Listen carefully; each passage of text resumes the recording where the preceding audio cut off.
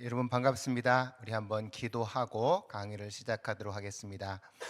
하나님, 오늘 제 159회 차바회 강의를 할 수 있도록 인도해 주셔서 감사합니다.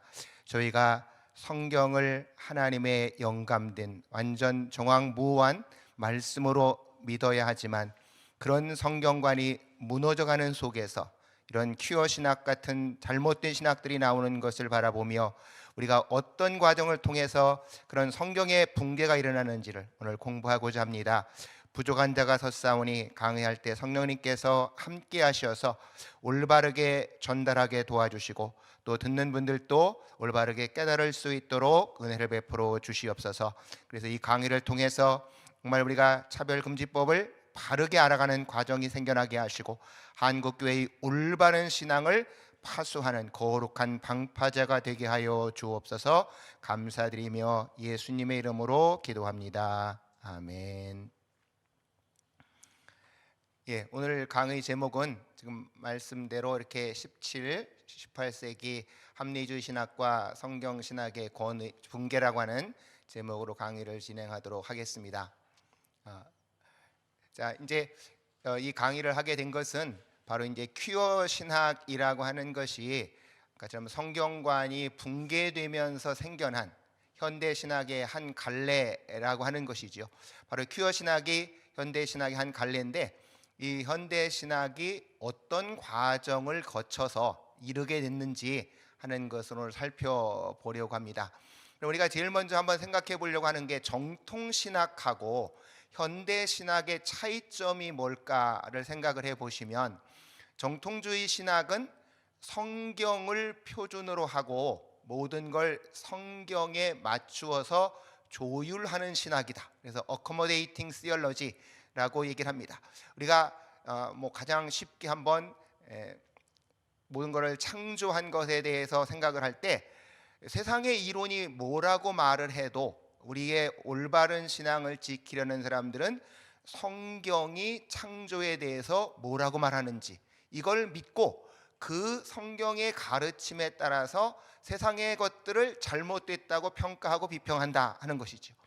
그런데 반해서 현대 신학이라고 하는 신학은 성경이 기준이 아니라 오히려 시대적 상황이 중심이 된다는 겁니다. 그래서 시대적인 상황에 맞추어서 성경을 해석하는, 학자들이 그걸 중재하는 신학이다, mediating theology라고 해석을 했습니다. 그래서 현대 신학은 성경이 중심이 아니라 오늘날의 시대 상황이 중심이 된다라고 하는 것이 가장 큰 문제라고 하는 것이죠. 그래서 바로 많은 학자들이 현대 신학의 출발을 누구로 잡는고 하니까 19세기 슐라이어마허라는 신학자를 잡고 있습니다. 이번 제가 강의할 때 가장 많이 반복하는 말이겠지만 슐라이어마허라는 사람은 성경을 뭐라고 봤냐? 하나님의 계시가 아니고 인간 종교 체험의 기록이다. 그래서 사람이 종교 체험을 한 것을 기록한 게 성경책이다 해서 바로 이렇게 성경관이 이제 완전히 잘못되어져 간다 하는 것이죠. 근데 바로 그 19세기 그런 자유주의 성경관이 나오기 전에 17, 18세기가 이제 우리가 합리주의 신학이라고 말할 수 있을 텐데 이때는 이제 바로 이성을 기준으로 성경을 해석하던 신학이었다. 그러니까 이 합리주의 신학을 하는 사람들은 처음의 목적은 성경을 부정하기보다는 당시 이제 여러 뒤에서 보겠지만 과학들이 발전하고 성경이 잘못된 게 많다 하는 주장이 등장하니까 야, 내가 성경이 말하는 신이 확실하다는 것을 증명하고 성경을 합리적으로 해석해 보겠다 하는 사람들을 이제 우리가 합리주의 신학이라고 말하고, 그것이 좀 더 이제 나가서 이성을 기준으로 하면서 기독교 교리를 비판할 때에 그거를 우리가 이제 계몽주의 신학, 어떤 분들은 동일하게 부릅니다. 합리주의 신학, 계몽주의 신학, 동일하게 부르지만 좀 더 구분해 보면 이제 그렇게 구분해 볼 수도 있겠다라고 하는 것이죠.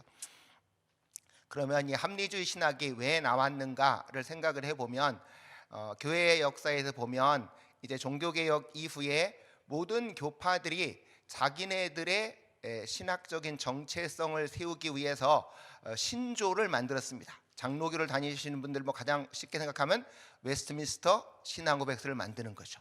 그러니까 이렇게 해서 자기들의 정통 신학을 만들었는데 여기에 대해서 반발하는 사람들이 많이 생겨나는 거예요. 그러는 과정 가운데에서 이제 바로 그 정통주의 신학에 대한 비판 속에서 나온 흐름을 크게 학자들이 세 가지를 말합니다. 지금 말한 합리주의 신학이 있고, 그 다음에 신앙의 체험을 해서 우리가 흔히 말하는 born again 해야 된다. 교리를 잘 아는 것이 중요한 게 아니고 내가 거듭나야 진정한 신자다. 그리고 신과의 어떤 신비로운 체험을 강조하는 이렇게 신비주의 세 가지가 있는데, 바로 성경관을 무너뜨리는 데 중요한 역할을 하는 것이 합리주의 신학이라서 오늘 이 합리주의 신학을 살펴보려고 하는 겁니다. 그런 그 합리주의 신학의 뿌리는 어디서 왔냐? 바로 르네상스 시대 휴머니즘이라는 거에서 나왔습니다. 영어로 다 휴머니즘이라고 쓰는데요, 이게 이제 종교개혁 시대 때는 휴머니즘이라고 하고, 나중에 우리가 우리말로 할 때는 인문주의라고 번역을 하죠. 그 다음에 프랑스 대혁명이 지나가면 이거를 인본주의라고 번역을 합니다. 그러니까 르네상스 시대 때 휴머니즘은 중세 때 너무 기독교적인 것만 매여 있던 것에서 벗어나자, 그래서 그리스 로마에 사람들을 중심으로 쓴 글들을 좀 읽어서 새롭게 변화를 시도했던 이제 그런 측면이기 때문에 기독교의 하나님을 부정하지는 않았습니다. 근데 이게 점차로 발전돼 가니까 프랑스 대혁명 때 가면 신을 부인하고 인간이 모든 것의 중심이다 주장하는 이제 인본주의가 됐던 것이죠. 바로 예수님이 신이라는 걸 부인했던 대표적인 인물이 바로 소시누스라는 사람이어서 이 소시니안주의 같은 것들이 바로 이런 합리주의 신학의 뿌리다라고 하는 겁니다. 그러면 왜 합리주의 신학이 나왔냐? 종교개혁이 끝나고 가는 과정 가운데에서 종교 전쟁이 일어났습니다. 이제 우리가 보통 그냥 종교 개혁만 배우면 종교 개혁으로 모든 게 끝났는가 보다 하는데, 실제로 유럽에서는 이 종교 개혁으로 말미암아 각 나라에서 로마 카톨릭하고 종교 개혁자들 사이에 전쟁이 일어났어요. 여러분이 뭐 많이 들어보신 대로 영국에서 일어났던 게 그 유명한 청교도 혁명 뭐 이렇게 일어났고요. 그 다음에 프랑스에서는 위그노 전쟁 일어났고, 화란 같은 데에서는 화란 독립 전쟁이 일어났고, 독일에서는 나중에 보면 30년 전쟁이 벌어집니다. 이렇게 해서 전쟁이 계속 일어나니까 과연 이 종교라는 게 뭐냐, 왜 이렇게 전쟁을 일으키고 많은 사람을 죽게 만드는가 하는 것 속에서 그 종교 전쟁 때문에 혐오감도 생겨났고, 또 종교개혁 이후에 여러 교파들이 생겨났습니다. 종교개혁이 일어나기 전까지는 교리가 하나였는데 이제 루터, 칼빈 여러 사람들이 생겨나면서 교리가 조금씩 다른 거예요. 그러면 어느 게 더 맞지 하는 상황 속에서 이제 기독교 교리가 상대화가 되어졌고, 학자들이 또 많이 말하는 게 근대 철학의 사조가 바뀌었다는 겁니다. 중세까지만 하면 형이상학이 중심이었다. 그래서 초월적인 존재인 신은 계시다 라고 하는 데에서 출발했는데, 근대에 오니까 사람들이 신이 있다고? 신이 있어도 내가 그거를 어떻게 알지? 해서 내가 그거를 인식해야 모든 걸 알게 된다 라고 해서 형이상학 중심에서 인식론 중심으로 바뀌어가기 시작했다는 겁니다. 그래서 우리가 잘 아는 가장 유명한 얘기를 하는 사람이 바로 데카르트죠. 데카르트의 그 인식 방법론적인 회의, 나는 뭐 생각한다, 코로나는 존재한다 하는 데에서, 그러면서 사람들도 기독교에 대해서도 한 번씩 회의해보는 이런 생각들이 대두하게 됐다라는 겁니다. 그 다음에 또 하나는 중세 때 우리가 뭐 너무 잘 아는 천동설을 믿었는데 반해서 이제 16세기에 오니까 자연과학이 발달하면서 코페르니쿠스가 천체 회전에 대해서 라는 책을 1543년에 썼어요. 그러니까 이분이 사람들이 관찰한 여러 가지 것들을 계산해 보니까 천동설이 안 맞는 거예요. 천동설은 뭐 다 아시는 대로 지구가 가만히 있고 태양이 돈다는 것이죠. 근데 뭐 지금 우리가 봐도 눈으로 보면 그 말이 맞아요. 뭐 아침에 늘 해가 떠올라서 지지 지구는 안 도는 것 같이 보인다 그 말이죠. 근데 과학적으로 해보니까 그런 거예요. 그런데 교회에서는 천동설을 가르치니까 이 사람이 자기가 그 책을 써놓고도 발표를 안 하다가 내가 죽은 다음에 발표해라. 그래서 그분이 세상을 떠나던 해에 이 책이 발표가 됩니다.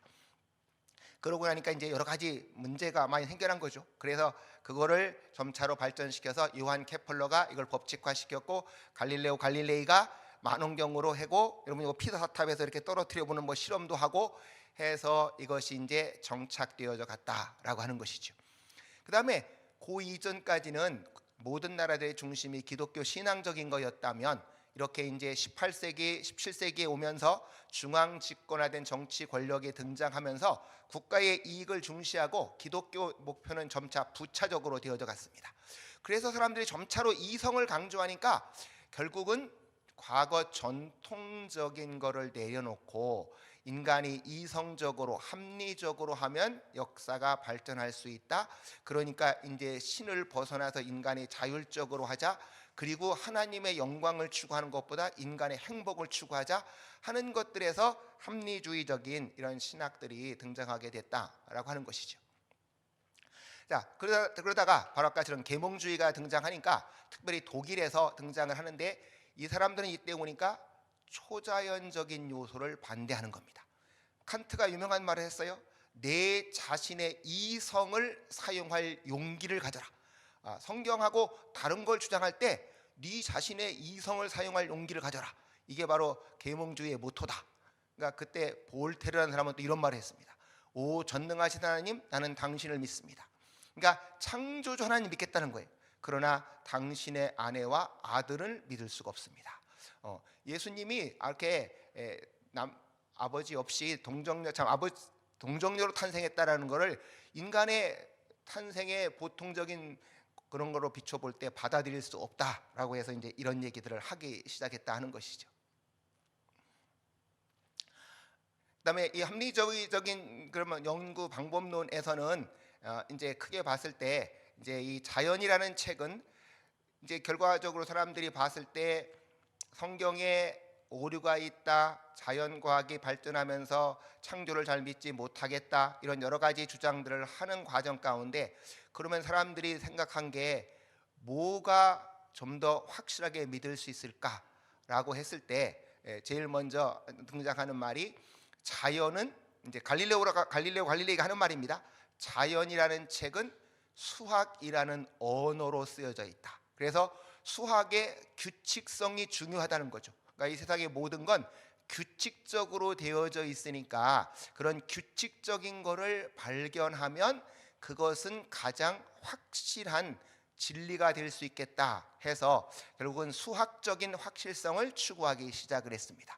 바로 데카르트라는 학자가 그렇다면 이 수학의 규칙성을 더욱 발전시켜서 과학적인 모든 것을 해나갈 때 유일한 지적인 권위는 뭐냐? 인간의 이성이다 해서 결국 그 인간의 이성을 가지고 확실한 진리를 발견해가는 방법에 관해 쓴 책이 방법서설이라는 책이고요.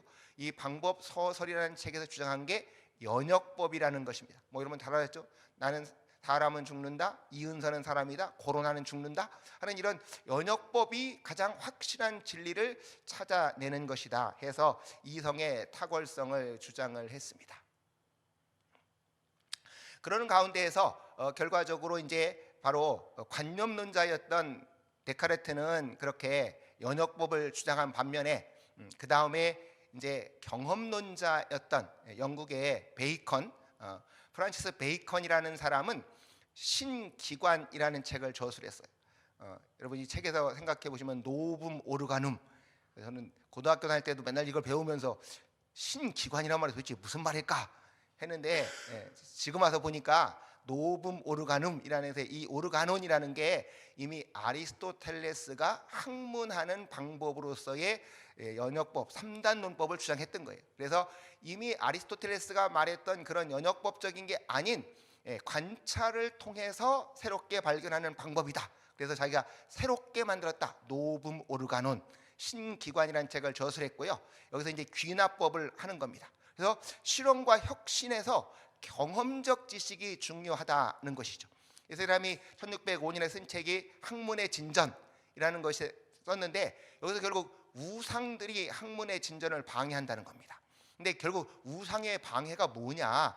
대표적으로 종족의 우상이라는 걸 이분이 이렇게 말했어요. 세상의 진리는 다 이미 발견되었다 하는 생각이 학문을 더 열심히 하게 하지 않는다는 겁니다. 더 나아가서 계시라는 말을 통해서 모든 게 다 계시됐다? 그러면 새로운 거 안 찾을 거 아니냐? 그래서 계시라는 말이 변화와 새로운 걸 보지 못하도록 이렇게 방해한다는 겁니다. 이렇게 해서 결과적으로 이성을 갖고 수학적 확실성을 추구해 갔는데, 그거의 가장 완성판이라고 할 수 있는 사람이 바로 이제 자연의 그 자연 철학의 수학적 원리를 썼던 인물입니다. 바로 뉴턴이죠. 뉴턴이 코페르니쿠스의 이론을 대중화시켜 가지고 만유 인력을, 여러분 고등학교 때 제가 그 공식은 안 써놨습니다만 공식으로 딱 만유 인력의 수학적 원리를 제시했어요. 그러니까 이 세상은 뭐가 움직이냐? 1.1획도 틀리지 않는 자연 법칙이 움직인다. 그래서 이걸 기계론적 우주관이라고 말합니다. 그러면서 이들은 이제 성경의 초자연적인 요소를 부인합니다. 왜 부인하냐? 전능하신 하나님이 세상을 기계적으로 법칙적으로 만들었으면 그런 법칙을 깨트리는 기적은 하나님의 오히려 전능성을 부인한다. 그래서 이 세상은 기계적으로 움직인다. 이거는 대단히 잘못된 무신론적 세계관이라 하는 거죠. 제가 수업할 때 늘 학생들에게 이런 질문을 합니다. 여러분이 가르치는 주일학교 학생들이 선생님한테서는 하나님께서 세상을 다 창조했고 하나님께서 세상을 창조하시고 운행하시고 섭리하신다라고 하는데, 학교 가면 세상은 만유 인력의 법칙에 의해서 움직인다. 선생님 어떤 게 맞나요? 질문하면 어떻게 대답하실래요? 라고 말을 합니다. 제가 그때 늘마다 해주는 말이, 결국은 그 자연 법칙도 하나님이 만드신 거다. 그러니까 하나님께서는 자연 법칙도 정상적인 우주의 운행 방식이시고, 전능하신 하나님은 기적을 통해서 하시는 것도 하나님에게는 전능한 자연 우주 운행 법칙이기 때문에 두 개가 충돌한다고 보는 건 자연 법칙을 절대화시키는 세상 사람들의 이야기고, 기독교 신앙에서는 그게 충돌할 요소가 전혀 없다 하는 것이죠. 자, 그래서 그러면 이 합리주의의 두 조류는 한번 보면은, 하나는 대륙의 합리주의가 있습니다. 바로 이제 이 사람들은 사람의 머릿속에 있는 관념에 입각을 해서 진리를 추구해 가겠다 하는 거죠. 이 생득 관념이라는 건 말 그대로 태어날 때 얻는 관념이다. 사람이 태어날 때 머릿속에 뭐가 있을까요? 바로 사람 속에 하나님이라는 관념이 있다. 이걸 생득 관념이라고도 하고, 어떤 분들은 본유 관념이라고도 얘기를 합니다. 바로 이제 그걸 가지고 하나님의 존재를 증명하려고 했던 사람들이 데카르트, 스피노자, 라이프니츠 이런 사람들이라는 거죠. 반면에 영국의 경험론자들은 바로 이 사람들은 인간의 경험에 의해서 모든 게 오니까, 사람이 태어날 때 사람 머릿속에 뭐가 있을까 했을 때 사람 머릿속에 아무것도 없다는 겁니다. 여러분이 뭐 중고등학교 때 많이 들어보셨을 거예요. 라블라 타사, 흰 박지, 화이트보드, 아무것도 없는 백지 상태에서 밖에서 들어오는 경험이 거기에 채색이 돼서 사람들은 모든 걸 알아간다 하는 거죠. 베이컨이나 로크, 이실론자든 데이비드 휴움, 이런 사람들이 영국의 경험론자들이고, 이제 그걸 신학과 연결시켰던 사람들이죠. 이제 이렇게 해서 두 가지 신학적 조류가 있었는데, 합리주의적에서 관념론이 있고 경험론이 있는데, 이거를 종합한 사람이 임마누엘 칸트라는 사람입니다. 바로 그렇게 해서 관념론과 경험론을 종합을 하는데, 그거의 가장 유명한 책이 순수 이성 비판이라는 책입니다. 바로 위에 있는 관념론자들, 영국의 경험론자들은 인간의 이성, 경험을 가지고 신의 확실성을 증명하려고 했던 거예요. 근데 바로 칸트가 이제 마지막으로 했던 말이 무슨 얘기인가 하니까, 인간의 순수한 이성은 감각 세계에서 들어오는 것밖에 모르기 때문에 초월적 개념인 신이나 영혼이나 영원 같은 건 증명하는 게 불가능하다. 그러니까 합리주의 신학이 무너져 버리는 거죠. 합리주의 신학은 인간의 이성이나 경험을 갖고 신을 증명하고 그래서 성경이 믿을 만하다 하려고 했는데, 칸트가 그거는 불가능하다 하고, 그러니까 인간은 초월적인 하나님이 말하는 걸 들을 수 없다 하는 얘기가 되어버리니까 바로 성경의 영감 교리를 부정해버리고, 그렇게 하나님의 계시라는 걸 부정하니까 슐라이르마허라는 사람은 그러면 성경이라고 하는 거는 하나님의 계시가 아니고 인간의 종교 체험의 기록이다라고 주장을 하게 됐다 하는 것이죠.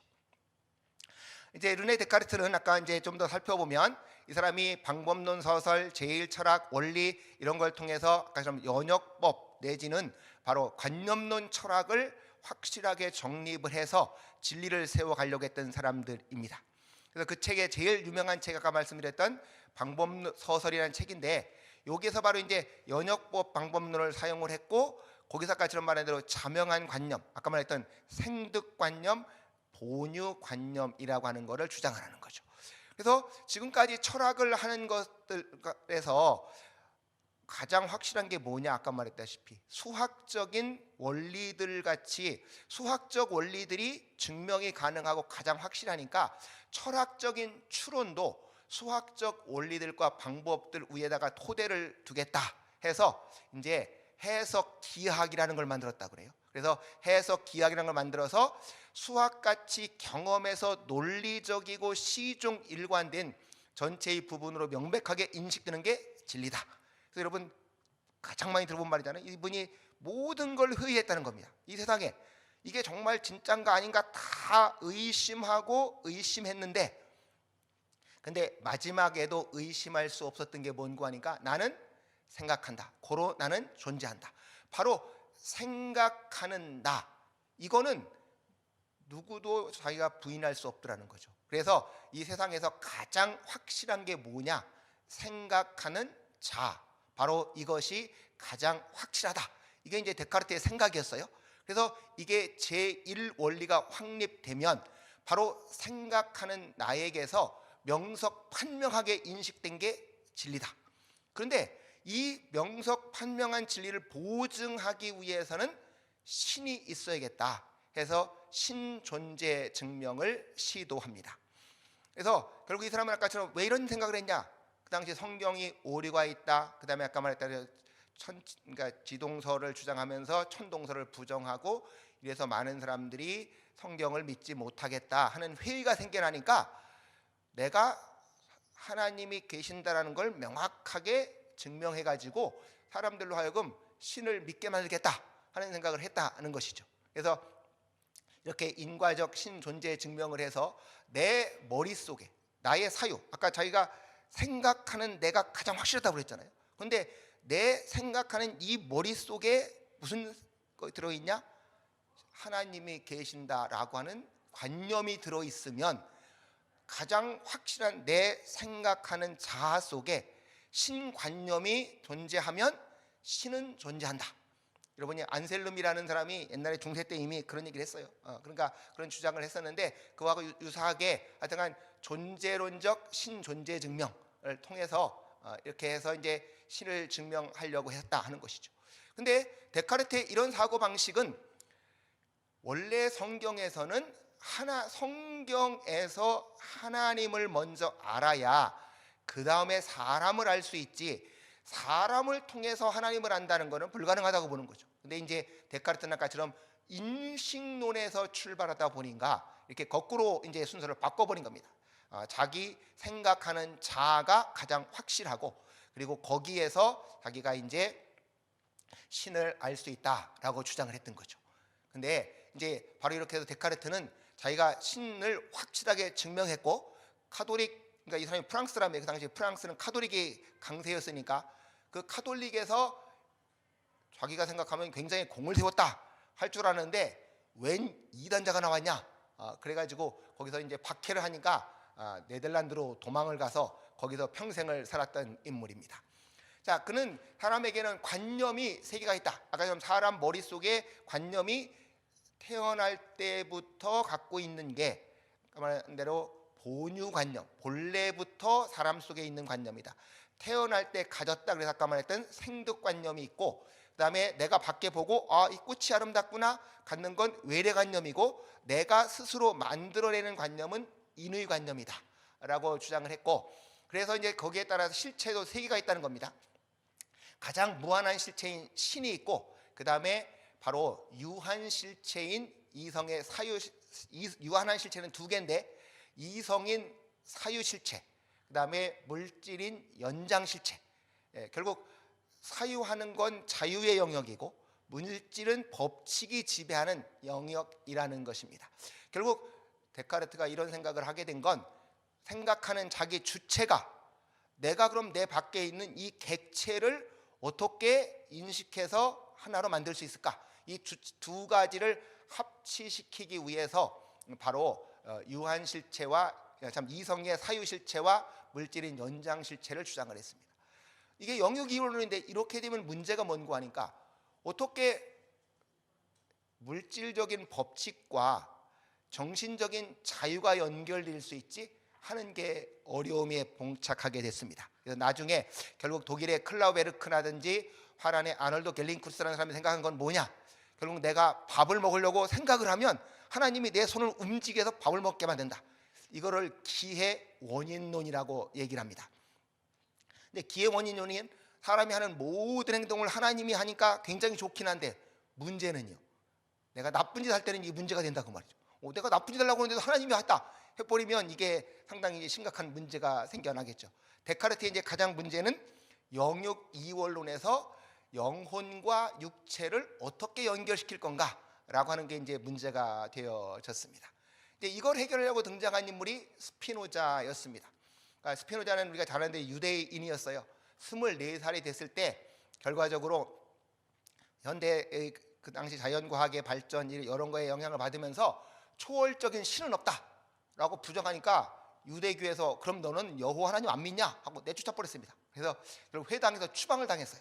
추방을 당해서 이제 결국 자기 철학 사상을 했고, 그래서 뭐 우리가 아는 대로 이 사람이 다른 대학 교수로 오라기도 안 하고 뭐 이렇게 안경을 깎으면서 평생 살았다고 그러잖아요. 가난하게 살면서 자기의 독자적인 그런 철학 사상을 발전시켰는데, 그 유명한 책이 윤리학이라는 그 책에서 그 신에 대해서 연구를 합니다. 자, 이제 아까 말했다시피 앞에 있던 데카르트가 영혼과 육체를 분리를 시켰는데 이걸 어떻게 일치시킬 수 있을까 해서 발전시킨 게 이론론이라는 겁니다. 거기 제1부라는 그 윤리학에서 신에 대해서라는 책에서 실체와 속성이라고 하는 두 개념을 사용을 하면서 이 사람도 신이 있다. 그러니까 이 사람들은 신이 있어야 진리가 확실하게 출발한다라는 생각을 해가지고 신을 존재론적으로 증명하려고 하는 겁니다. 그래서 존재론적인 논증을 해갖고 자기가 보기에 신은 필연적으로 존재해야 된다는 거예요. 왜? 신을 정의를 이렇게 했어요. 영원하고 무한한 본질을 표현하는 무한한 속성들로 구성되어 있는 실체가 신이다. 그러니까 존재하는 것은 무엇이든지 신 안에 있지 신 밖에 있는 건 하나도 없다는 겁니다. 그러니까 그러면 신은 초월한 거냐? 아니다. 신은 초월한 게 아니고 모든 것 속에 내재적인 원인이다. 그래서 우리가 이걸 보통은 뭐 범신론이라고 얘기를 하죠. 이렇게 해서 창조 세계 배후가 아닌 창조 속에 있는 실제가 바로 하나님이니까 신의 실존을 방해할 어떤 원인이나 이유도 없기 때문에 바로 이 사람은 신은 필연적으로 존재할 수밖에 없다라고 이제 주장을 하는 겁니다. 자, 그렇게 신이 존재한다라고 말하고 난 다음에 아까 신이 가장 있어도 문제가 되는 게 영혼과 육체를 어떻게 연결시킬 건가라고 하는 거였죠. 그래서 이 사람은 결과적으로 하나의 실체밖에 없는 그런 선언적인 논증을 주장을 했습니다. 그래서 세계는 신 또는 자연이다. 그래서 신, 실체, 자연 이게 다 똑같다. 바로 신이 자연이고 자연이 신이고 그것이 실체다 해서 초월적인 존재가 전혀 필요 없는 사상 체계를 구축을 했고, 그런다고 볼 때 그럼 세상은 어떻게 나오지? 당연히 우리는 늘 하나님이 창조했다 믿었으니까 그거에 대해서 결국은 신의 유실론적인 창조가 아니고 본성으로부터 필연적으로 유출되어 나온다. 그래서 신은 인격적 존재가 아니고 자연 법칙과 동일하다. 그러니까 이 사람도 기적은 없다는 거예요. 기적은 없다. 그리고 영혼과 육체의 관계는 어떠냐? 한 실체 속에 두 속성의 관계여서 결국은 하나의 실체 속에는 두 속성이니까 정신과 영혼은 서로 상호 관계, 상응적으로 존재해서 두 초월적인 신은 필요 없다는 겁니다. 그래서 결과적으로 사유와 물질 세계는 내적으로 일치되어져 간다라고 해서 원래부터 일치될 수밖에 없는 이론론적인 사고 방식을 주장을 했습니다. 그래서 이 사람은 지식은 세 단계가 있다. 감각으로 얻는 단계가 있고, 이성으로 얻는 단계가 있고, 세 번째는 직관적으로 인식하는 것, 내면적 조명이나 정신적 관조를 통해서 얻는다. 그래서 이제 결과적으로 지식이 이렇게 세 단계가 있어서 결과적으로 그 윤리학의 관심은 뭐냐? 인간이 어떻게 행복을 추구해 갈 건가를 생각하는데, 사물에 대한 정념적인 사랑, 인간의 욕망이 지배하는 거.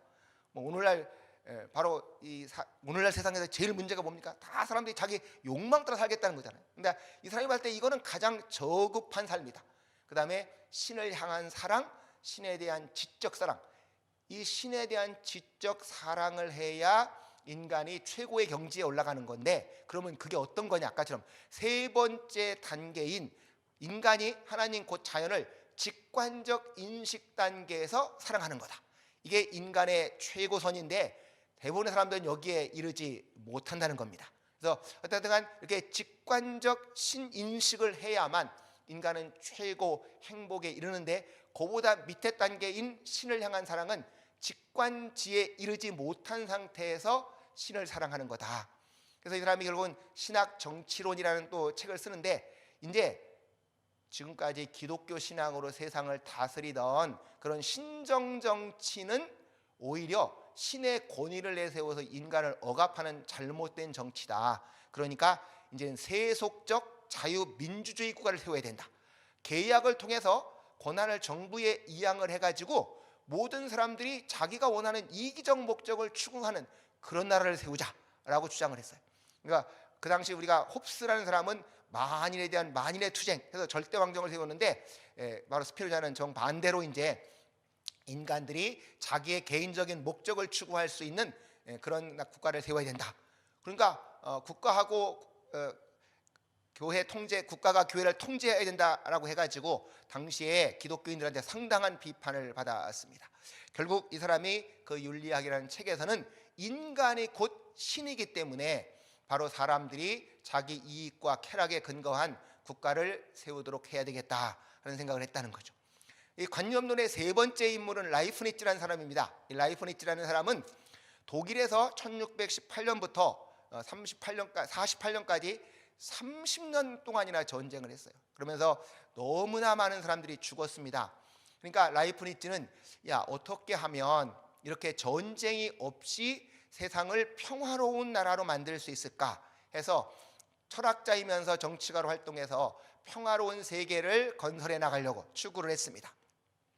그래서 기독교 신앙으로 하나의 통합된 세계를 추구하려고 했고, 그런 목적으로 해서 저 러시아나 중국 등 세계 모든 나라에게 복음을 전교해서 하나가 되게 만들고, 그리고 신교하고 구교도 연합을 해야 되겠다라고 했습니다.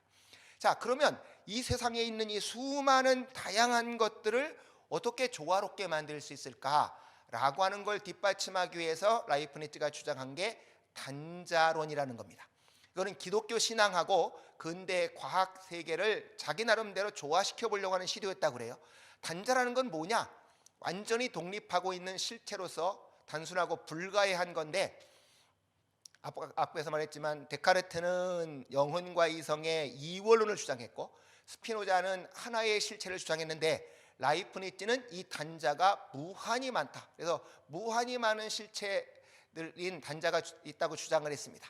그리고 이 단자들은 다 하나하나가 완벽한 단자들이어서 결과적으로 서로에게 창의 없이 다 개별적으로 존재한다는 겁니다. 그러면 결국 이렇게 다양한 이 개체들인 단자가 창도 없는 상태에서 어떻게 서로 관계를 맺어가냐라고 하는 걸 주장하기 위해서 이분이 주장을 한 것이 창을 갖고 있지 않는 모나드들은 다 독자적인데 이 모든 게 조화를 이루게 만드는 게 누구냐? 바로 하나님께서 그렇게 예정을 시켜놔서 조화를 이루게 만들었다. 우리가 흔히 우리가 만들고 있는 차고 있는 시계가 다 지금 우리 한국의 시간으로 뭐 2시 40분을 가리킨다. 그러면 누가 그렇게 만들었냐?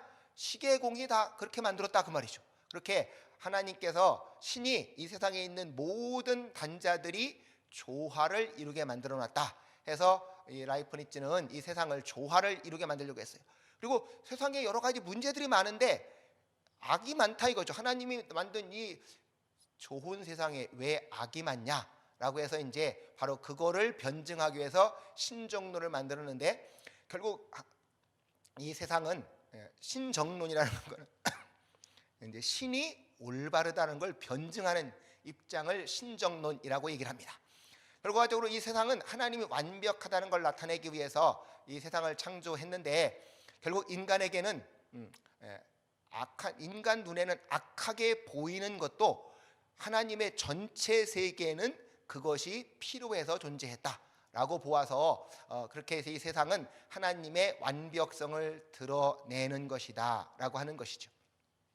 그래서 라이프니츠도 역시 또 신존재 증명을 하는 거예요. 신존재 증명을 통해서 결국 신이 존재한다면 인간의 관념 속에만 아니라 인간의 실제 속에도, 이 현실 속에도 존재해야 된다 해서 결국 인간의 생득적 관념 속에 신이 존재한다면 실제로 신은 존재하는 거다. 그러니까 이분들은 신이 존재한다는 것을 인간의 생득 관념을 갖고 증명하려고 했던 사람들이다 하는 것이죠. 그다음에 경험론의 대표자들은 이렇게 베이컨, 홉스, 로크 이런 여러 사람들이 있는데요.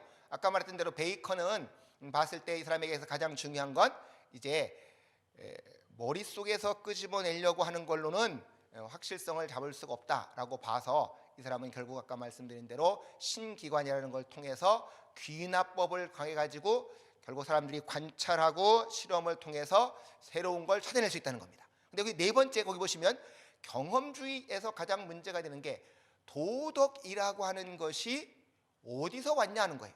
사람들 마음속에 선과 악에 대한 관념이 있는데 이게 과연 어디서 왔을까 했을 때 결국 이 사람은 행동의 규칙이 본래부터 주어져 있다든지 신이 준 거다라는 것을 부정하고 인간이 경험에 의해서 점차로 발전시켜 간다라는 생각을 하게 됐다라고 하는 것이죠. 그래서 결국은 이 사람은 모든 것의 결론을 위해서 가장 중요한 건 관찰하고 실험을 해서 거기서 새로운 걸 찾아내야 된다라는 생각을 했다는 거죠.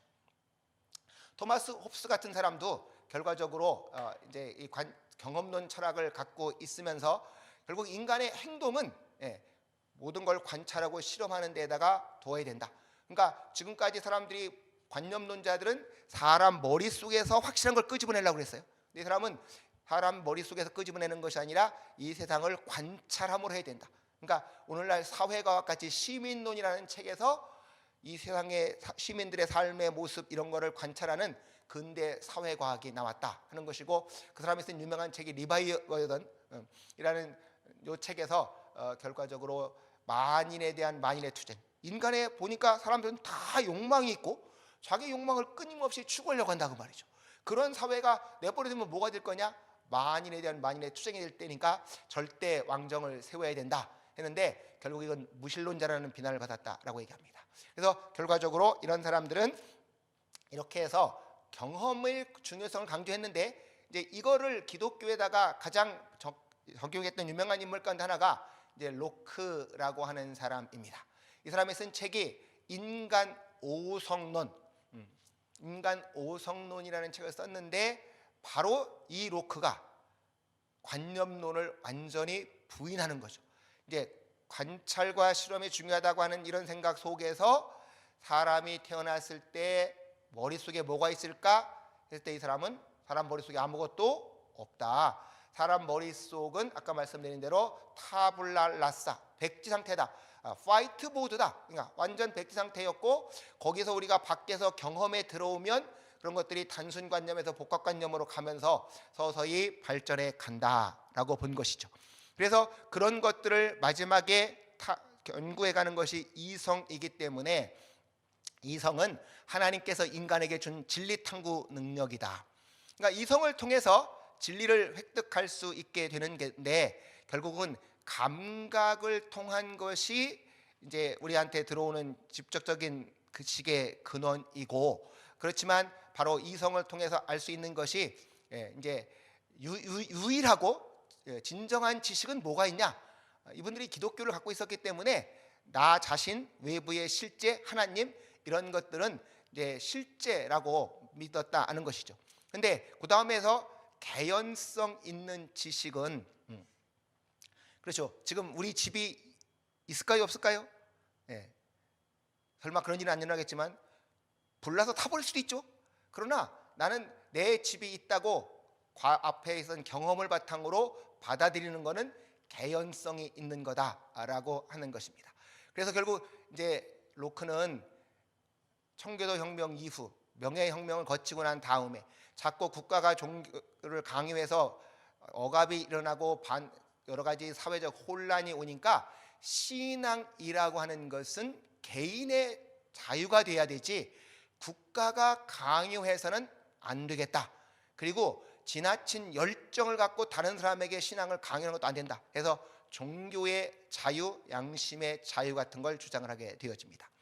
그러면서 이 사람이 쓴 게 기독교의 합리성을 주장하는 거예요. 기독교의 합리성은 자기가 봤을 때 세상에 여러 종교들이 있는데 가장 합리적 종교가 뭐냐? 기독교가 가장 합리적 종교라는 겁니다. 하나님의 존재, 메시아, 그리스도에 대한 신앙, 이런 건 굳이 성경에서 계시를 안 해도 인간 이성으로 알 수 있다는 거예요. 그렇게 주장하면서 황금률, 산상수훈 이런 황금률 같은 거, 이런 건 너무 좋은 거다. 근데 자기가 볼 때 인간 이성으로 받아들일 수 없는 게 있다는 거죠. 뭐냐? 삼위일체 같은 진리는 받아들일 수 없다. 더군다나 예수님이 말씀이 육신에서 왔다라고 하는 신성과 인성으로 된 양성교리, 이런 건 인간의 이성을 받아들일 수 없다. 그러니까 기독교의 합리성이란 건 인간의 이성으로 생각해서 받아들일 수 있는 거는 용납을 하고 그렇지 않은 건 받아들이지 않겠다 하는 생각을 하게 됐다는 것이죠.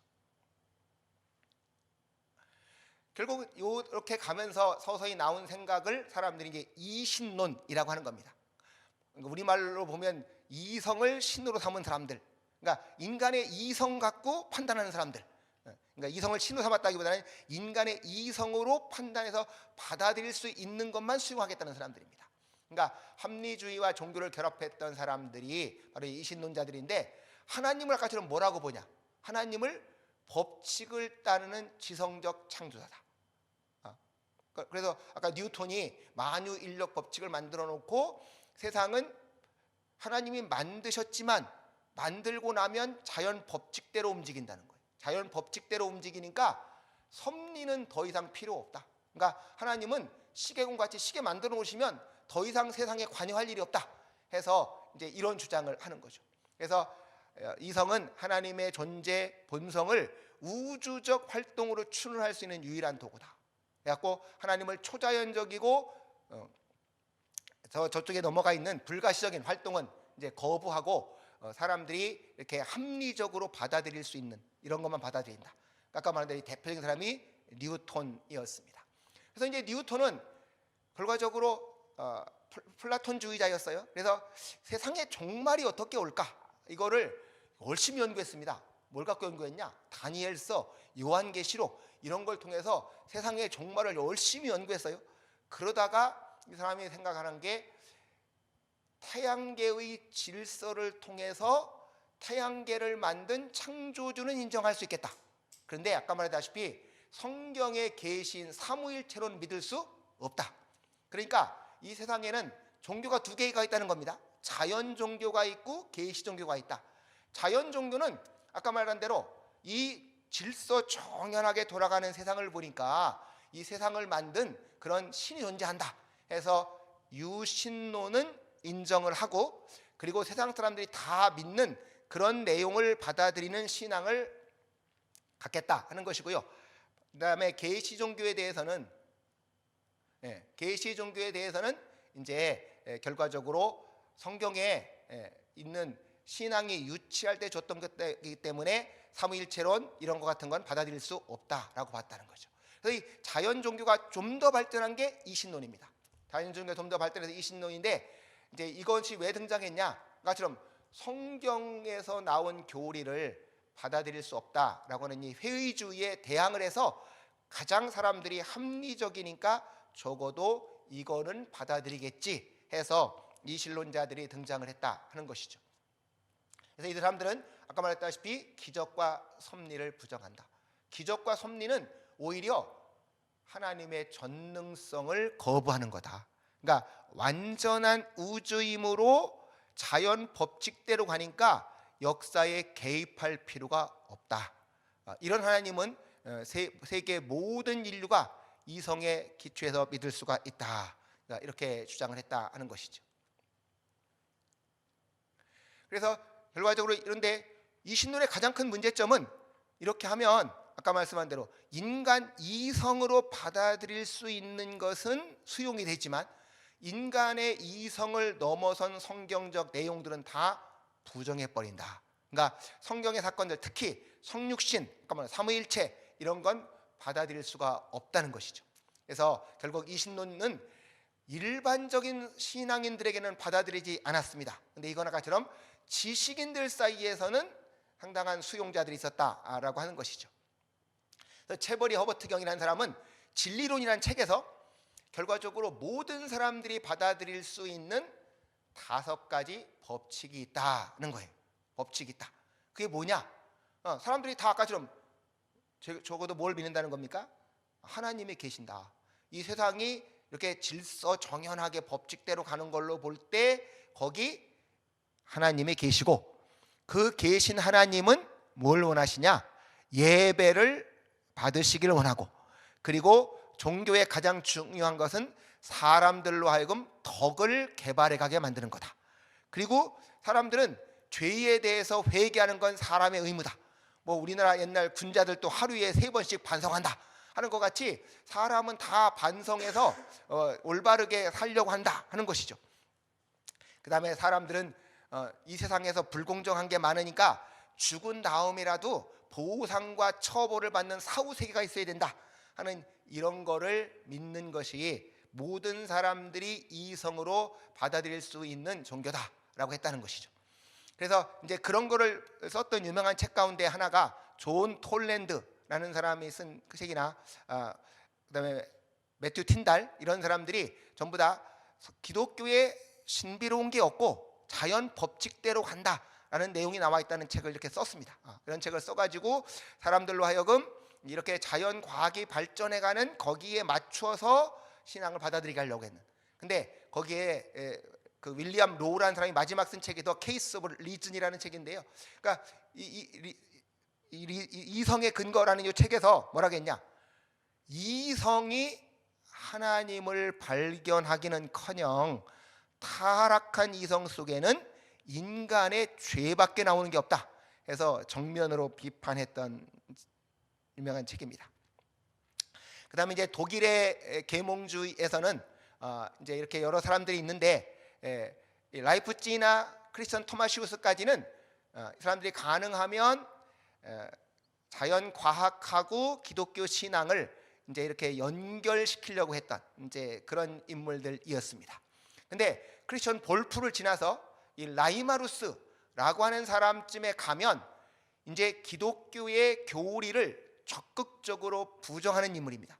특별히 라이마루스라는 사람은 바로 예수님에 대해서 인간 예수를 연구하기 시작하는 그런 인물입니다. 그리고 성경의 영감론을 정면으로 이제 부정해 버리고 이렇게 해서 바로 이 독일의 계몽주의가 18세기에 넘어오면 이제 서서히 이 사람들이 기독교의 교리를 처음에는 아까 말씀했다시피 이성과 성경을 조화시켜 보려고 했던 반면에 여기 라이마루스를 지나가면서부터는 이제 신학자들이 보통 니올로기라고 해서 적극적으로 이제 기독교 교리를 이성을 갖고 부정하고 비판하는 이제 이런 단계로 가게 되어져 간다라고 하는 것이죠.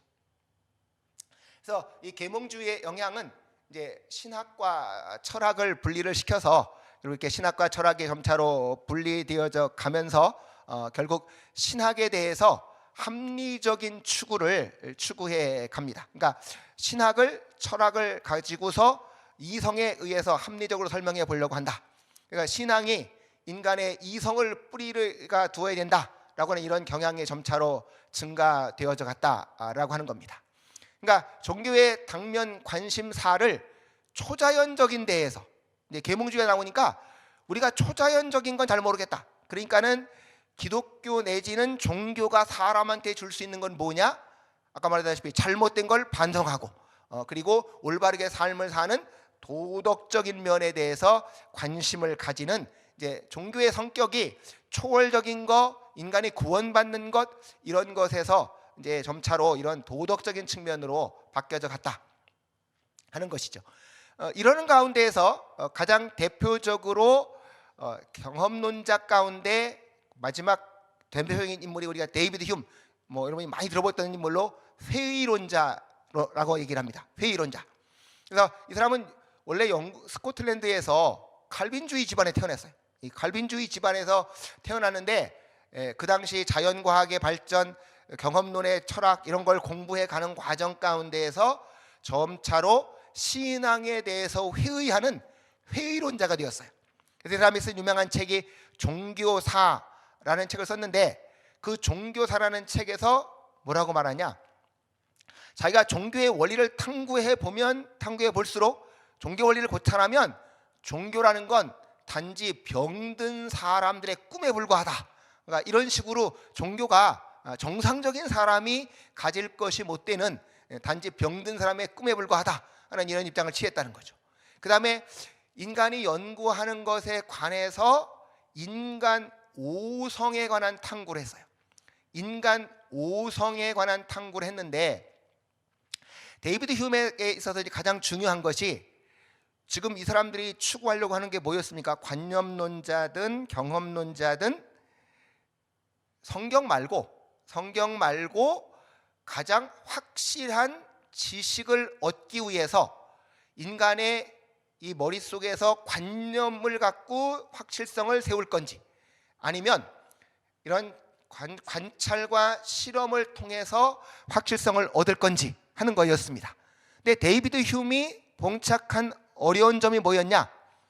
인간 오성에 관한 탐구에서 말하는 게 인간의 실험과 관찰은 아무리 해도 100%의 확실성을 얻을 수 없다는 겁니다. 그러니까 결국 사람들이 관찰과 실험을 통해서 얻게 되는 건 오랫동안 반복된 관습의 산물로 그것을 지식이라고 생각을 하는 것이지 그것이 100% 확실성을 가질 수 없다. 귀납법은 당연하겠죠. 우리가 실험을 늘 했을 때 100%까지를 해볼 수가 없습니다. 뭐 10번 하든 20번 하든 하고 이거는 맞는다 라고 받아들이는 것이지. 그래서 어쨌든 간 데이비드 휴먼 인간에게 있어서 인간 오성에 관한 탐구에서 그렇게 결과적으로 그 실험과 관찰에 의한 것은 계속해서 사람들에게 관습으로서의 진리를 줄 수 있을 뿐이다. 그렇다면 부활과 기적 같은 성경에 이런 건 왜 믿을 수가 없냐?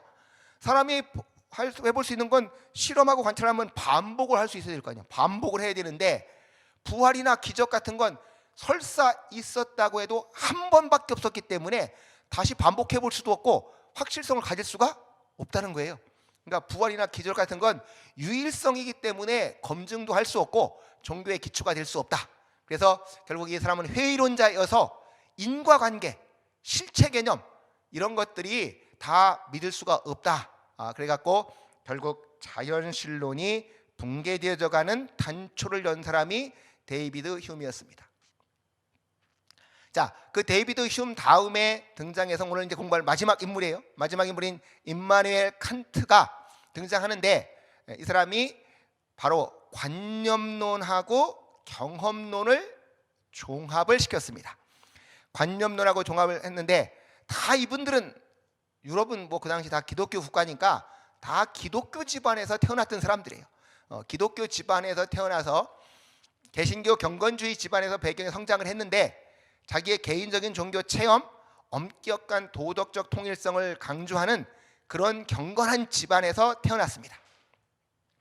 그래서 결국 이 사람이 대학에 다니면서 이 퀘니크스베르그라는 그 자기 동네 대학에 다니면서 아까 말했던 라이프니츠, 볼츠 같은 사람들의 합리주의에 의해서 상당히 매료가 되어져 갔지만, 그러나 그 다음에 그걸 거부하고 자기 나름대로의 신학을 수용하게 된다는 거죠. 여기서 이제 가장 중요한 게 결국 데이비드 휴메의 책을 읽으면서 자기가 관념론의 잠에서 깨어났다라고 얘기를 한다고 합니다. 그러면서 쓴 책이 이제 순수 이성 비판인데요.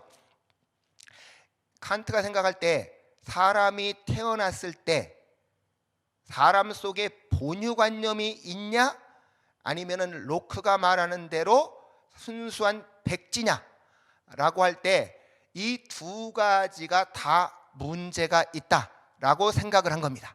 그래서 칸트는 무슨 생각을 했는고 하니까, 적어도 경험론자들이 맞는 것은 인간에게 지식이라고 하는 것은 관념에서 나오는 것이 아니고 감각을 통해서 받아들이는 외부 세계에서 들어오는 거다. 그러니까 모든 지식은 감각을 통해서 들어오는 외부 세계에서 들어오는데, 그러면 경험론자들이 말하는 것 같이 인간의 이성은 아무것도 없는 라블라 타사냐? 그렇지는 않다는 것이죠. 뭐 제 이 비유가 적절한지 모르겠습니다만, 여러분이 구글이라는 그 사이트가 왜 이렇게 유명한가요? 뭔가 찾고 싶을 때 어떻게 찾으십니까? 저도 집에 책도 많지도 않지만 책 한 2, 3천 권 되는 것 같아요. 그것만 해도 잘 정리를 안 해놓으면 어디가 그 책이 있는지 책 찾다가 한참 헤매는 때가 많이 있습니다. 근데 결국 그 구글 같은 데 들어가면 내가 원하는 단어를 탁 넣으면 이게 나온다 하는 것이죠. 그것이 왜 그렇게 됐을까요? 그런 원리로 그 자료가 쫙 배열되어 있으니까 거기다가 자료를 입력하면 그게 나온다는 것이죠. 그러면 칸트는 이렇게 얘기를 한 겁니다. 밖에서 자료가 막 들어올 때 우리 머릿속에 가서 아무것도 없이 막 쌓아놓으면 잘못하면 뭐가 되겠습니까? 쓰레기 창고가 될 수도 있다는 것이죠. 그래서 사람 머릿속에는 이 들어오는 자료들을 이렇게 모을 수 있는 그런 인식 틀이 있다. 인식 틀이 있어서 시간과 공간, 인과관계 같은 이런 틀이 있어서 거기다가 지식을 배치함으로써 우리가 지식을 얻을 수 있다라고 주장한 겁니다. 그러니까 여기서 지금 바로 임마누엘 칸트가 순수 이성 비판에서 가장 강조하고자 했던 것은, 결국 우리가 지식을 얻는 확실성은 결국은 관념론과 경험론이 합쳐져야 되는데, 그렇게 합쳐졌을 때 그 순수 이성이 가질 수 있는 지식의 대상은 금방 말씀드린 대로 어디서 오는 겁니까? 감각 세계에서, 외부 세계에서 오는 거죠. 감각 세계에서 오는 건 아까 좀 장소가 어딘지, 시간이 어딘지, 이것의 인과관계가 무엇인지에 따라서 알 수 있는 지식입니다. 그러니까 임마누엘 칸트가 말한 게 순수 이성 비판으로는 바로 시공을 초월하는 하나님, 영혼, 시간이 없는 영원, 이거는 순수 이성의 대상이 될 수 없다는 겁니다. 지금까지 앞에서 말씀드렸지만 합리주의 신학이 가장 추구했던 게 뭔고 하니까, 당시에 자연과학이 발전되고 철학이 발전하면서 사람들이 결국은 성경을 믿을 수가 없다. 그러니까 성경 말고 뭔가 좀 더 확실한 지식을 줄 수 있는 것으로서 이성 속에 있는 관념, 아니면 우리가 실제로 경험할 수 있는 경험 세계, 여기서 확실성을 얻을 수 있다라고 주장해 왔는데, 결국 칸트의 순수 이성 비판에 오면 결과적으로 시공을 초월해 있는 영혼과 하나님, 그 다음에 시간을 넘어 있는 영원, 이런 것들은 그 인식 대상이 될 수 없다. 그래서 자연신학 내지는 이신론 내지는 합리주의 신학이 붕괴가 되는 것이고요. 여기서 가장 중요한 게 성경은 바로 하나님의 계시가 될 수 없다라는 생각을 하게 된다는 것이죠. 그래서 그 다음에 이제 이 사람이 쓴 책이, 그러면 아까 말씀한 대로 결국 종교가 제시해 줄 수 있는 가장 중요한 게 이제 도덕 생활이라는 겁니다. 도덕 생활. 그래서 이 도덕 생활을 다루기 위해서 이 사람이 쓴 책이 실천 이성 비판이에요. 실천 이성 비판. 그러니까 여기서 중요한 것이 도덕이라고 하는 것이 어디서 오겠냐라고 하는 겁니다. 아까 말씀드린 경험론자들은 뭐라고 말했냐?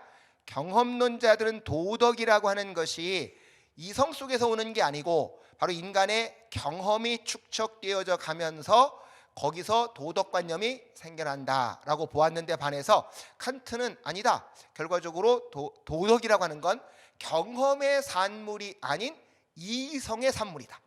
이성의 산물에서 칸트가 뭐라고 했는가 하니까, 저 하늘에 별이 빛나는 것 같이 내 가슴 속에는 도덕률이 빛난다라고 말하는 거예요. 결과적으로 인간의 이성 속에, 이 실천 이성 속에 도덕률이 빛나서 인간의 이성 속에 나온다는 겁니다. 여기서 굉장히 중요한 게, 지금까지 서구 도덕 윤리의 가장 근원이 뭐였습니까? 성경의 십계명이었어요. 하나님이 주신 율법이 인간의 윤리삶, 도덕 삶의 표준이었는데, 바로 칸트는 그것도 무너뜨려 버렸습니다. 바로 외부에서 주어지는 도덕이 권위를 갖는 게 아니고 내 이성 속에, 내 마음 속에 있는 도덕률이 도덕의 근거라 봤고, 바로 이 인간의 도덕률이 뭘 요구하냐? 사람의 죽은 다음에 심판을 필요해서 신의 개념을 요구한다. 신이 도덕 기준을 주는 게 아니고 인간의 이성의 도덕이 필요해서 신이 요청된다 해서 도덕을 완전히 토대를 바꿔버리는 겁니다. 그러니까 주관주의적 도덕으로 이렇게 바꾼다라고 하는 것이고요. 세 번째는 그 사람이 쓴 책이 하나가 판단력 비판이라는 책인데요. 이 판단력 비판이라는 책은, 그래서 여기 보시면 칸트의 이성은 신앙과 이성의 사유를 붕괴시켜서 합리신앙을 단절시켰고, 세 번째는 판단력 비판이라는 책은 이제 미학의 판단, 아름다움의 판단과 목적에 대한 판단을 논했는데, 결국 거기서 가장 중요한 게 역시 이 판단력 비판에서도 아름다움, 가치도 객관적 기준이 존재하는 것이 아니고 주관적으로 판단이 되어진다라는 입장이었습니다. 그래서 칸트에게 있어서 가장 중요했던 건 바로 순수 이성 비판하고 실천 이성 비판에서 기독교에 중요한 영향을 두 가지를 미쳤다 볼 수 있겠죠. 하나는 아까 말씀한 대로 결과적으로 하나님, 영혼, 이건 순수 이성의 대상이 될 수 없다라고 보았고, 그럼으로써 결국은 성경이 하나님의 계시라고 하는 것을 이제 부정하게 됐다는 것이고요. 그다음에 실천 이성에서는 결과적으로 도덕이라고 하는 것이 하나님이 주신 계명에서 나온 객관적 도덕이 아니고 바로 인간의 마음, 양심에서 나오는, 그러니까 바로 자기 마음속에 있는 도덕률에서 나온다라고 하는 그런 입장으로 바꿔졌다라고 하는 겁니다. 그래서 이 사람이 세 번째 마지막 동안 썼던 책 가운데 하나가 이성의 한계 내에 있는 종교라는 책을 썼다는 것이죠. 그래서 결국 이런 계몽주의자들의 공헌을 생각해 보시면, 미신에 대항해서 마술 재판, 그러면 중세 때 여러 가지 그런 흑사병이 퍼지거나 안 좋은 일이 생겨나면 저 마녀 때문에 그렇다, 그래서 그 마녀라는 사람들을 잡아다가 화형시키고 하는 이런 마술 재판을 종지부를 찍었고, 이제 민주주의를 진전시켜 나가서 자유평등 박애를 내세우고 노예제도를 폐지한 이제 이런 측면은 일부분 공헌을 했지만, 기독교 신앙의 초월성을 무너뜨린 면에서는 대단히 이제 부정적인 영향을 미쳤다라고 말할 수 있겠습니다. 자, 그랬을 때 결국 이렇게 합리주의 신학의 발전에 가는 과정 가운데에서 이제 바로 성경의 권위를 직접적으로 무너뜨리는 이제 문서서를 주장하는 사람들이 등장한다 하는 것이죠. 제일 먼저 장 아스트릭이라는 사람이 프랑스 사람인데요. 프랑스의 유명한 의학 교수이면서 개혁파 목사님이었습니다. 낭트 칙령이 폐지되자 카톨릭에 또 넘어갔다고 그래요. 그러니까 개혁파 쪽에 있다가 1753년에 추측이라고 하는 책을 익명으로 발표했어요. 아마 자기 이름 밝히면 잘못하면 이제 몰래 맞을 수 있을 것 같으니까 이제 자기 이름을 안 밝히고 이제 익명으로 했는데, 그게 뭐냐? 창세기를 자기가 쭉 읽어보니까 창세기 기사들에서 하나님의 이름이 엘로힘이라고 쓴 데가 있고 어디는 여호와라고 썼더라. 그러니까 엘로힘이라는 문서가 있고 여호와라고 쓰는 문서가 있는 거 아니냐. 그리고 또 어디 성경을 보면 뒤에 있는 일인데, 어떤 일은 뒤에 된 일인데 앞에가 기록되어 있고, 이런 걸로 볼 때 아마 창세기는 구전하고 책으로 내려온 걸 갖고 모세가 영감받아 직접 쓴 게 아니고 구전돼 내려온 거나 책으로 내려온 걸 놓고 모세가 편집했다라고 하는 이런 주장을 한 겁니다. 그래서 이 사람이 이제 성경을 모세가 썼다, 특히 이 모세가 창세기를 썼다는 거에 대해서 이제 의구심이 드는 거예요. 그래서 의구심이 들어갔고 자료들을 하나님의 이름별로 사건별로 이런 걸로 다 구성을 해가지고 결국 이게 한 사람의 저술은 전혀 아닌 것 같다. 그래서 결국 성경에 대한 불신앙이 당연하게 여겨지는데 일조를 하게 되는 인물이 장 아스트릭이라는 사람이 바로 이제 18세기에 활동을 하게 됐다라고 하는 것이죠. 그다음에 아까 말했던 이 라이마루스라는 사람이요. 이제 이 라이마루스는 신약 비평에서 아스트릭 같은 존재라고 말할 수 있겠다는 겁니다. 처음으로 역사적 예수에 대한 비평적 연구를 시작을 했어요.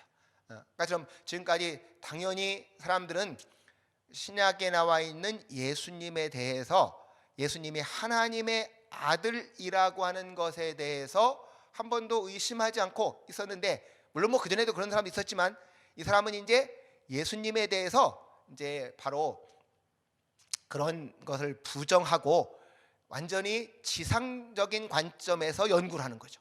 그가 쓴 책이 예수와 그 제자들의 목적에 대하여 라는 책을 썼는데, 이 예수님은 온 인류의 구원자가 아니고 유대 민족주의자였다는 겁니다.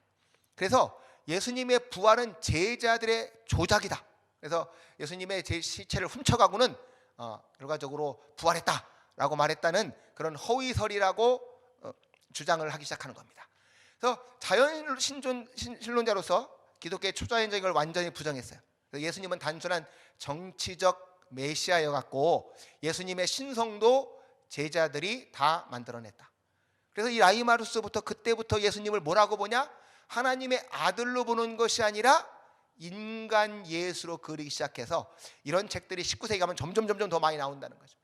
그 다음에 아이히온이라는 사람은 문서서를 오경 전체로, 그러니까 아스트릭은 창세기를 주로 그렇게 했다면 아이히온은 모세 전체로 오경을 그 문서서를 오경 전체로 확대해 나갔고요. 대베테라는 사람은 이제 단편설로 주장을 해서, 이 사람들의 가장 특징은 이제 바로 그런 합리주의 신학이 발전해 가는 그 같은 무렵 18세기 후반에 결국 이들은 바로 성경의 영감을 부정하는 이런 주장들이 나왔다. 제가 오늘 말씀드리고 싶은 건 성경을 떠나서 확실성을 추구한 사람들의 마지막은 결국 성경의 권위를 부정하는 걸로 끝난다는 것입니다. 우리가 진리의 확실성, 기독교 신앙의 확실성은 하나님의 정확무한 말씀에 근거할 때만 가능하지, 성경을 떠나서 인간의 이성, 인간의 경험, 그 어떤 것에 의존을 하려고 하는 것도 역사가 보여주듯이 다 실패했고, 실패로 끝나면 좋은데 그 결과는 성경의 권위를 부정하는 대단히 나쁜 결과를 가져왔다는 것입니다. 그래서 우리는 정말 성경이 하나님의 정확무한 말씀이라고 하는 것을 믿으면서 성경의 진리를 언제나 믿고 살아가는 정통적 신앙을 갖는 믿음의 사람들이 되어지고, 그런 신앙을 떠난 잘못된 신앙과 싸워서 승리하며 하나님 나라를 확장시켜 나가는 우리 모두가 되어지기를 소망합니다. 기도하겠습니다. 하나님 아버지, 감사합니다. 우리가 합리주의자들의 신학 사상을 살펴보았는데 그들이 자연과학이 발전하고 종교적 전쟁이 나고 여러 가지 혼란 속에서 성경을 떠나서 인간의 이성에서 경험에서 확실성을 찾았지만 결국 칸트에 왔을 때 그 모든 게 무너지며 성경이 하나님의 계시라는 것을 부정하는 아주 잘못된 결과가 온 것을 보았습니다. 하나님, 우리의 신앙은 그렇게 성경을 떠나면 무너진다는 것을 온전하게 깨닫게 도와주시고 우리의 신앙을 하나님의 정황무한 영감된 성경 말씀에 세우고 그 진리를 떠난 잘못된 신앙들과 싸워 이기되 특별히 퀴어 신학이 얼마나 성경을 떠난 잘못된 것인가를 확신하며 진리를 세워가는 우리 모두가 되게 하여 주시옵소서. 사바를 위해서 수고하는 모든 분들을 주님께서 지켜주시고 늘 진리가 승리할 수 있도록 우리와 함께 인도하여 주옵소서. 감사드리며 예수님의 이름으로 기도합니다. 아멘.